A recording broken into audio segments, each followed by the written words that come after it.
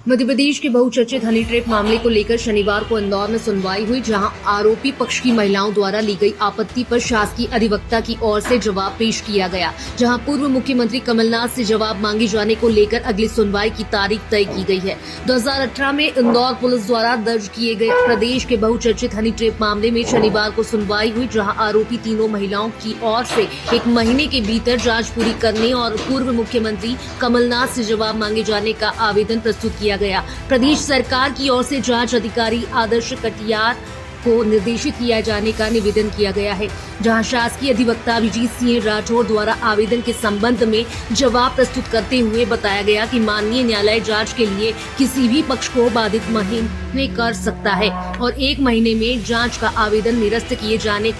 योग्य ही, जिस पर न्यायालय में आवेदन को खारिज करते हुए अगली सुनवाई के लिए 2 मार्च की तारीख निर्धारित की है, जबकि इस मामले में एसटीएफ की ओर से आदर्श कटियार को जवाब प्रस्तुत किया जाना था। फिलहाल अगली सुनवाई पर शासकीय अधिवक्ता की ओर से जांच के पहलुओं पर जवाब प्रस्तुत किया जा सकता है। मध्य प्रदेश के बहुचर्चित मामले, जिसको हम सभी हनी ट्रैप मामले के नाम से जानते हैं, इस मामले में आज विशेष न्यायाधीश महोदय श्री मनोज कुमार तिवारी साहब के न्यायालय में सुनवाई हुई। आरोपीगण की ओर से 2 आवेदन पत्र शासन की ओर से जवाब हेतु लंबित थे।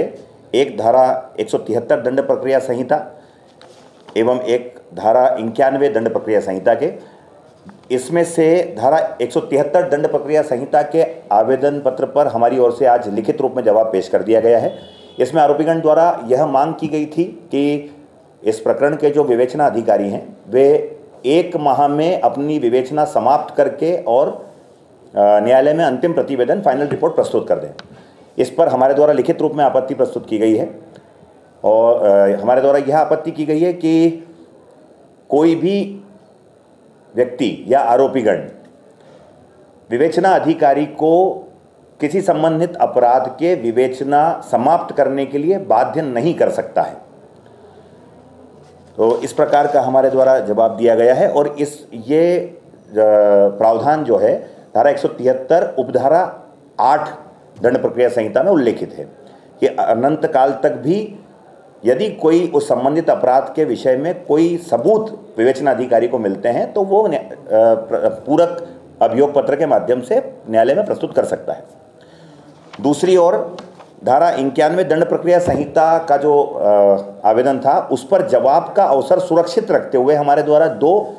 विधिक आपत्तियां प्रस्तुत की गई है कि धारा 91 का जो ये आवेदन पत्र है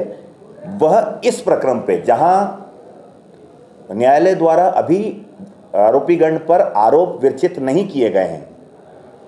चार्जेस फ्रेम नहीं किए गए, तो इस स्टेज पर आरोपीगण की ओर से इस प्रकार का आवेदन पोषणीय ही नहीं है विधिक रूप से। और दूसरी आपत्ति यह ली गई है कि इन आरोपीगण ने जो वांछा की है इस आवेदन में जो सीडी पेन ड्राइव के संबंध में पूर्व मुख्यमंत्री श्री कमलनाथ से सीज करने संबंधी, तो वो ये जो वांछा है ये प्रकरण के अनुसंधान से संबंधित मामला, अग्रिम अनुसंधान से संबंधित है या अनुसंधान में हस्तक्षेप संबंधी ये मांग कर दी गई है। तो अनुसंधान में हस्तक्षेप करने का भी अधिकार आरोपीगण या किसी भी व्यक्ति को नहीं है। इस प्रकार की 2 विधिक आपत्तियां हमारे द्वारा ली गई हैं। यदि माननीय न्यायालय हमारी आपत्तियों को स्वीकार मान्य करते हुए है तो ये आवेदन उनका स्वतः निरस्त हो जाएगा और अगर हमारी आपत्तियां निरस्त की जाती है न्यायालय द्वारा तब हम इस आवेदन का सतथ्य जवाब देंगे। अभिजीत सिंह राठौर, विशेष लोक अभियोजक, जिला एवं सत्र न्यायालय इंदौर।